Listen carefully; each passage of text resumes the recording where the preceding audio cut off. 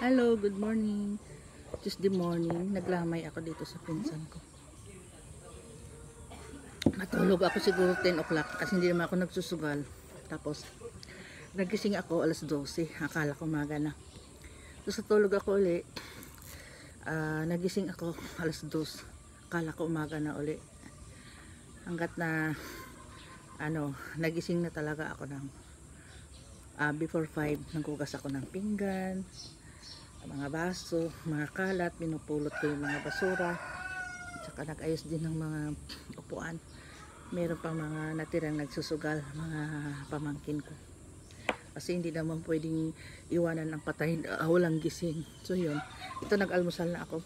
Nag-init ako ng tubig, nilinis ko yung kusina nila, yung mga papel-papel na mga kung ano ang abubot, sinusunog ko na lang yan.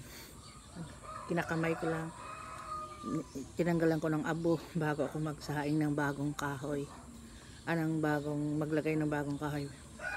Ayun, naglaga ako ng guys, saba. Paborito ko to, kahit hinog siya pero matigas, para rin siyang hilaw pa. Ayan o, ang sarap. So yan, partner ko dito sa tamban. Ang tamban pala na ito para siya yung sardinas, pinaksiw siya. Ano nga to, bot? Pinaksiwan muna bago in prito. Prito, anay?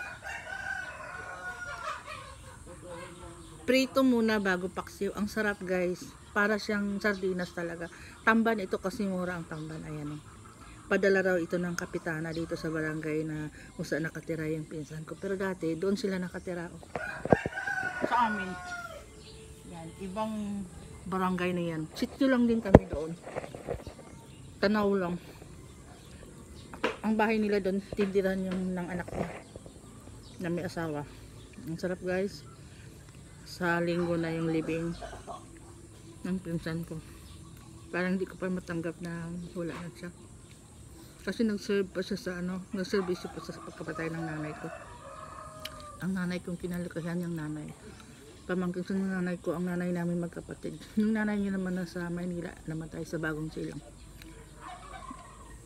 Nag-ano rin kami dati, nagkasama din kami dati. Nung nagtatrabaho ako sa Shangri-La. At saka nung nagbarko ako. Yung nanay, yun ang nagsasabi na best pamangkin daw niya ako. Kasi nung nagbabarko ako, binilan ko sila ng electric fan. At saka lutuan, na yung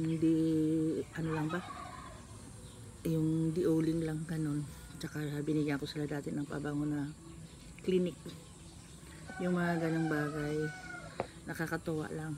Ayun, may kapatid pa siya doon, 2, pero hindi makauwi kasi nagpapagaling din pala.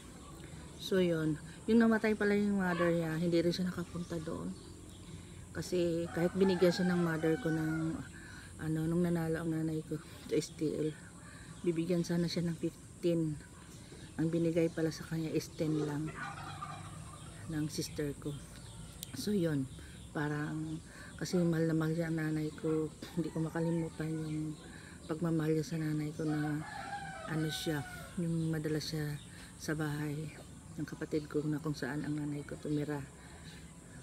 Tapos dinadalhan niya ng prutas silang mag-asawa at binibigyan niya ng 500. Ilang beses nangyari yan.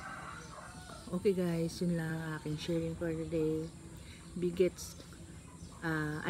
Kindness begets kindness. Kaya ako nagbalik din ako ng serbisyo sa pinsan ko. Kahit nung bata siya, ako ang nag-alaga sa kanya nung maliit.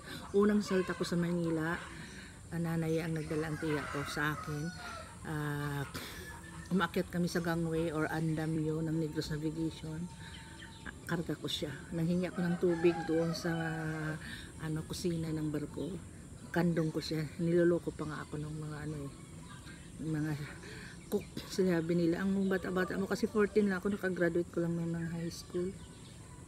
13, 14. Ng elementary pa lang.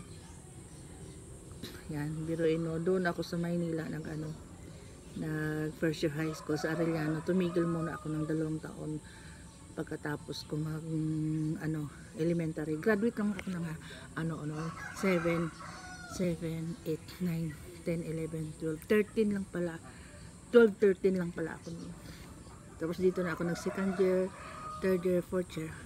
Tapos nung nag-college ako sa Iris, 6 years ako doon. Nakatapos ako ng 4-year course. Sa sarili ko rin sikap.